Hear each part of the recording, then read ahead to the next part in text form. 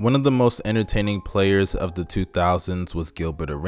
Everything from his crossover, his athleticism, his jump shot, his personality even, it truly was a joy to see in the NBA and quickly made him a fan favorite. And in 2007, after another great regular season, he would make his third straight consecutive All-Star and All-NBA team. But after a quick 5 years later, Gilbert was no longer in the NBA and didn't play a single game afterwards, which of course led him to retire. And in today's video, we're going to go over the career of Gilbert Arenas and how he went from an All-NBA caliber player to out of the NBA before the age of 30. But before we get started with this video, make sure you drop a like to show support. I don't make videos like this that often, so if you guys enjoy this kind of content, make sure you let me know by dropping a like and commenting down below. And if you're not subscribed to the channel, what are you doing? Hit that subscribe button and press that bell for post notifications so you can be on Noti Gang. But now that we are done with the plugs, let's get back to talking about the career of Gilbert Arenas. Now, this new generation may not know about Agent Zero, but let me tell you something. This was a guy that was special to watch. Before he was dropping horrible and controversial takes on his podcast No Chill Gil, he was actually one of the best point guards in the NBA. But even before he became that great point guard, Gilbert Arenas had to overcome a lot of obstacles in the league. Because coming out of Arizona, though he wasn't a one and done prospect, he did have quite some fanfare as he led Arizona to the national championship in his sophomore season. And after a solid sophomore season and just a really good college run, he would declare for the 2001 NBA draft. And despite strong consideration from a lot of teams in the first round, he fell to the second round, being selected with the 31st overall pick to the Golden State Warriors. But being slept on and underestimated only fueled Gilbert Arenas' motor and drive to make it as an NBA player, because the nickname of Agent Zero was born due to him being underestimated, as he would pick the number 0 for his jersey number to signify the number of minutes that experts predicted he would play coming out of a small high school and going to a college powerhouse like Arizona. And in his rookie season, he hushed the haters yet again, because after a slow start to the season due to DNPs and not getting that many minutes, he officially won over the starting point guard role after 31 games. And to close out the year, in the last 20 games, he balled out as he averaged 15 points a game along with 5 assists and 2 steals, shooting 47% from the field, 40% from 3 on nearly 4 attempts, and 72% at the free throw line. Now, unfortunately, that didn't contribute to too much team success, as the Warriors were the last seed in the Western Conference, so it led to numerous people in the media chalking up his numbers as just empty stats. So heading into his sophomore season, he had another chip on his shoulder to prove people wrong, and that's exactly what he did, as his season averages nearly doubled all across the board, averaging 18 points, 6 assists, and 5 rebounds, along with nearly 2 steals, on 43% shooting from the field, 35% from 3, and 79% at the free throw line. He grew more comfortable as a ball handler, and his scoring production didn't dip that much as his efficiency stayed rather the same. And if you look at the Golden State Warriors win-loss column, it got better significantly from the previous year, as in his rookie year they only won 21 games, but in his sophomore season they upped it to 38. So there truly was no denying that his numbers were at least somewhat impactful towards the team's success. Even if it wasn't at the point that they were a playoff team, he was still only a sophomore year player and was getting better every single season, and it was trending in the positive direction. And because of his improvement in his sophomore season, he was actually voted as the most improved player of the year. And after a very successful 2003 season, Gilbert Arenas became a restricted free agent, and apparently he actually flipped a coin to decide among several teams that were looking to sign him, including the Wizards,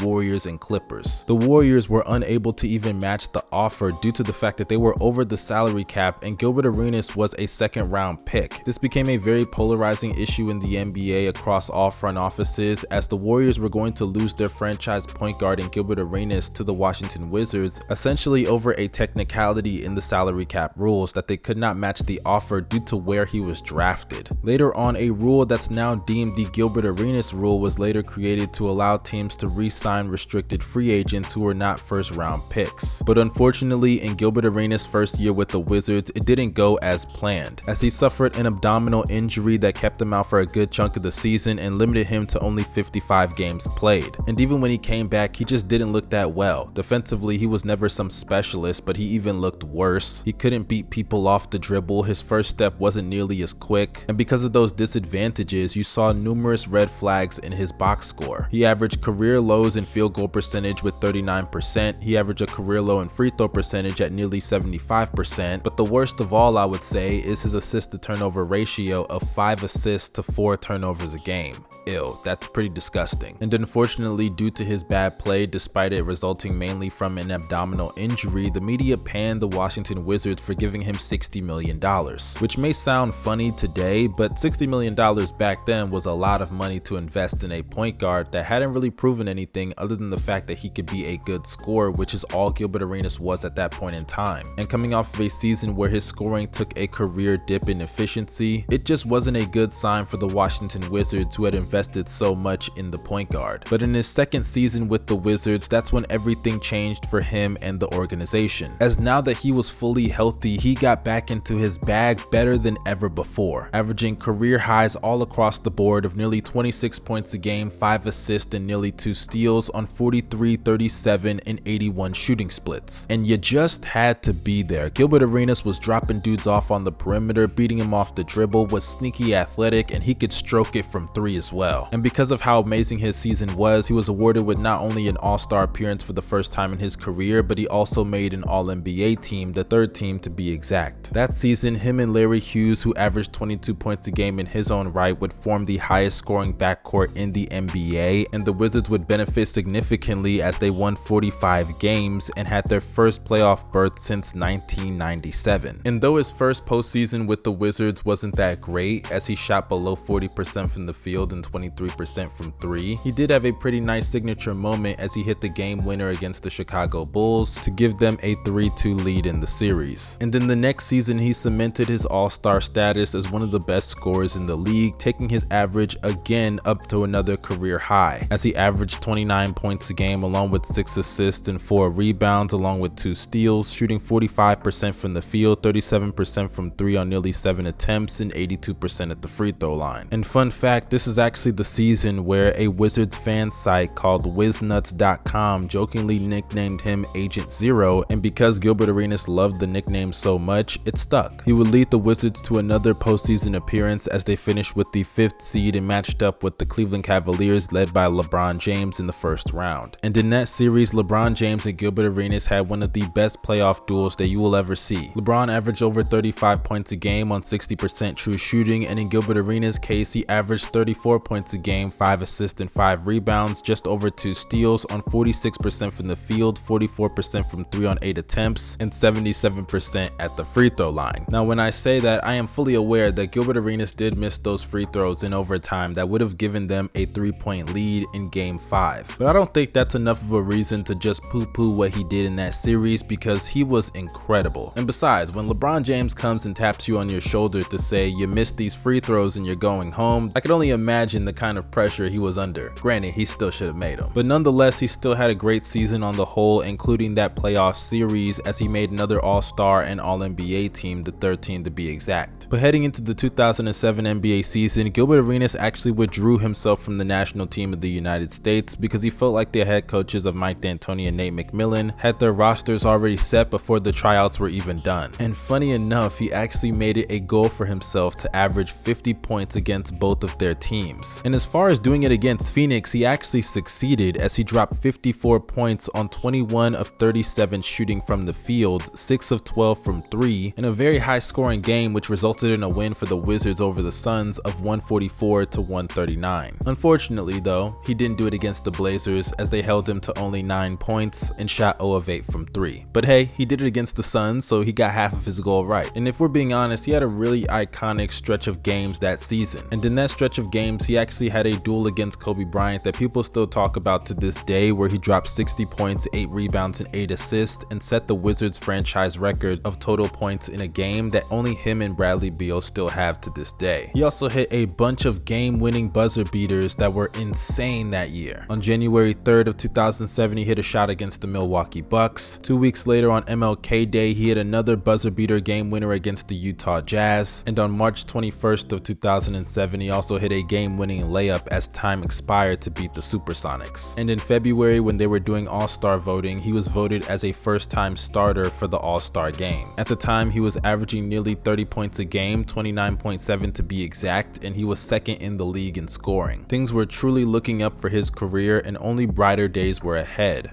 Or so we thought. Because on April 4th, 2007, Gilbert Arenas tore his MCL during a game against the Charlotte Bobcats where Gerald Wallace fell onto his leg. Due to his injury, along with Caron Butler, his teammate, the Wizards struggled for the rest of the year to win games. They went 2-5, and they were swept in the first round by the Cleveland Cavaliers, yet again beaten by LeBron James. Now, going into the 2008 season, a huge subject of conversation was what the future looked like for Gilbert Arenas. Gilbert Arenas even told the media that he was going to opt out of his contract after the 2008 season, which would make him an unrestricted free agent. As he said, and I quote, "If something happens where they don't want me or they're going in a different direction, I can look elsewhere, but my intentions are not to leave." So it was very obvious that he wanted to stay, but if they didn't want to give him the money that he wanted, he had no problem leaving the organization. Arenas only played 13 games that season after battling a knee injury that he suffered the year prior, but thankfully the Wizards were actually able to hold it down, winning 43 games and making the playoffs yet again. And ironically, guess who was there in their way yet again? The Cleveland Cavaliers, led by LeBron James. It was very clear that Arenas was not 100% healthy. You could just look at the numbers and the limited minutes that show that, and if you watch the tape, that backs it up as well. And it even got so bad to the point that he decided to pull himself out of the playoffs after game 4. But heading into the 2008 offseason, Gilbert Arenas' free agency was a huge subject of conversation among the league. Many teams were interested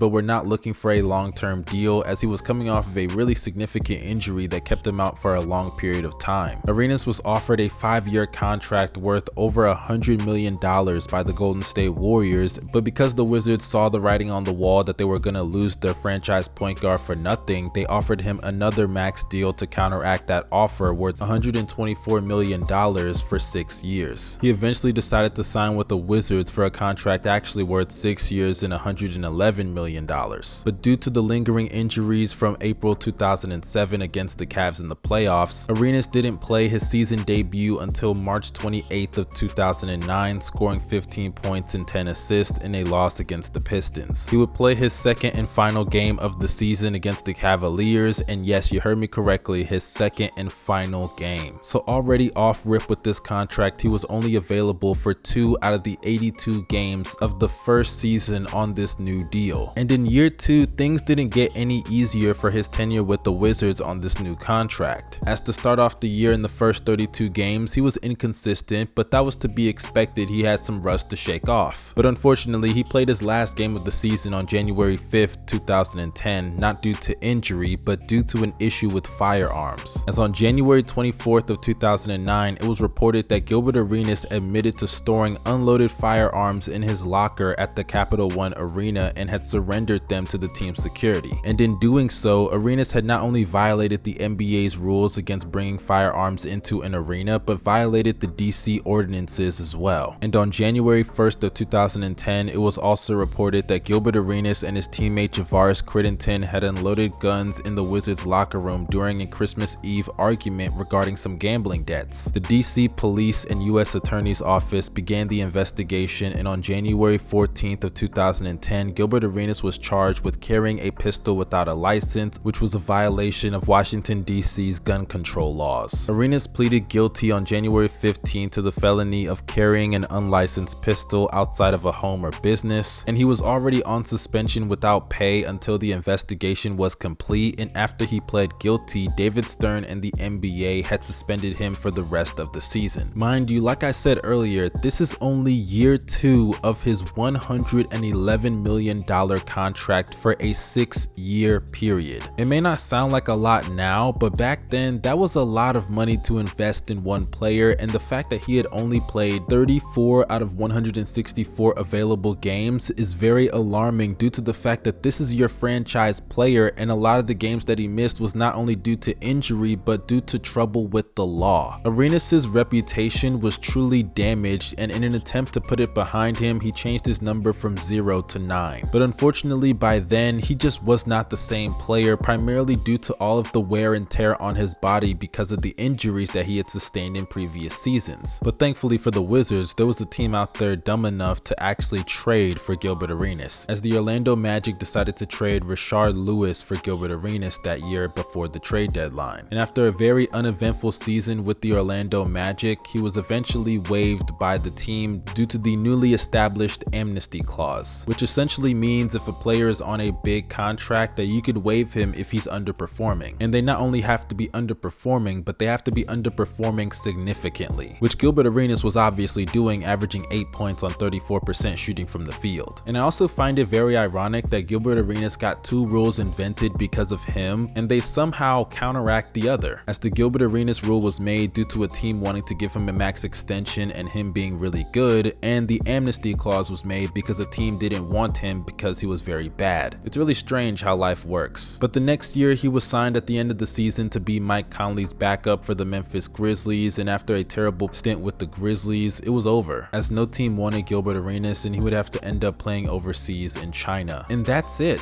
That's how Gilbert Arenas' career came to a very abrupt end. Everything from poor decisions in the locker room to injuries really halted what could have been a Hall of Fame career. And if you have not seen Gilbert Arenas hoop, I suggest you go watch Gilbert Arenas' tapes. I mean, I firmly believe that you could drop Gilbert Arenas in the NBA today and he would be a top 5 to 10 point guard at the bare minimum. That's how great he was in his prime, one of the best scorers in the league and a really solid playmaker as well. But due to just bad luck with his health and horrible decisions as a teammate, he's another guy on the long list of what ifs in NBA history. But you guys let me know your opinions about Gilbert Arenas down below in the comment section. I would love to know what you think about his career. How great do you think he could have been if he didn't get hurt? I would love to know what you guys think. Do not forget to follow me on social media. The links are down below in the description box. This is your boy Young Mustard signing out. Y'all stay safe and have a blessed day.